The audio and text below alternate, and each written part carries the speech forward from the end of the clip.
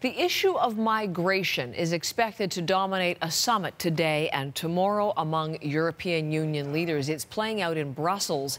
The countries are deeply divided over how to handle asylum seekers, and the politics of migration is posing great challenges for the members of the EU and posing particular challenges in Germany. It is make or break in many ways for Germany's coalition government led by Chancellor Angela Merkel. Margaret Evans is covering this in Germany, in Bavaria specifically. She's live in Munich for me this morning with more on what is at stake for Germany at the summit as of today. Good morning, Margaret. Good morning, Heather. I mean, what is at stake for Germany is essentially the current German government. What is at stake for Angela Merkel? You know, the number of asylum seekers or claims being made in Germany has dropped dramatically since the height of the refugee crisis, something like 70%. And yet the issue of immigration and asylum seekers is just as hot as ever, especially here in Bavaria. And that's partly because we see a big surge of the extreme right party, the Alternative for Germany here, and that party's putting pressure on Angela Merkel's coalition partners. They want to be seen as being tough on immigration too.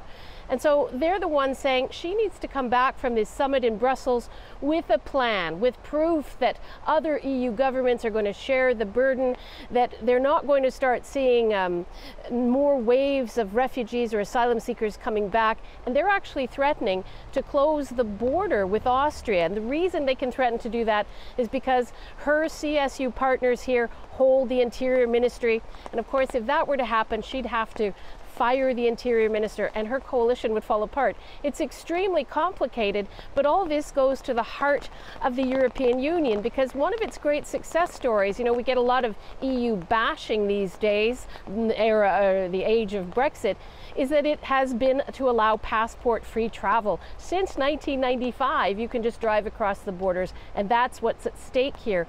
But domestically, this is very much an internal battle, and the sense that people in her conservative support base think she's gone too far to the left, and they're losing votes to the extreme right. And we've got state elections coming up in Bavaria. So what's at stake, of course, in Germany becomes what's at stake in the EU, simply because Germany is such a powerhouse country within the bloc, especially now that the United Kingdom is on its way out. Margaret, understanding so clearly, thanks to that explanation, why we pay attention to this meeting today and what is at stake, notably for Germany. As important an issue as this is, politically, diplomatically, internationally, I'm wondering whether things may be overshadowed, things at the summit may be being overshadowed by something else going on in Germany, namely, dare I say, football. Well, that's right. I mean, Germany has been the world reigning champions 4 years ago in 2014, and they crashed out of the World Cup soccer tournament yesterday. National shame. You know, there's a real battle for the headlines going on here. Some of them have Angela Merkel looking very pensive. Others, of course, have the soccer team hanging their heads. And it does affect the mood. You know, when Angela Merkel ran her campaign last September, and people tend to forget that it took her a long time to form her government, and that was back in September when she won the election. She deliberately, her campaign strategies deliberately tried to recreate the mood when Germany won the World Cup back in 2014. You know, they said it's okay for Germany to be good at something again and we can celebrate that.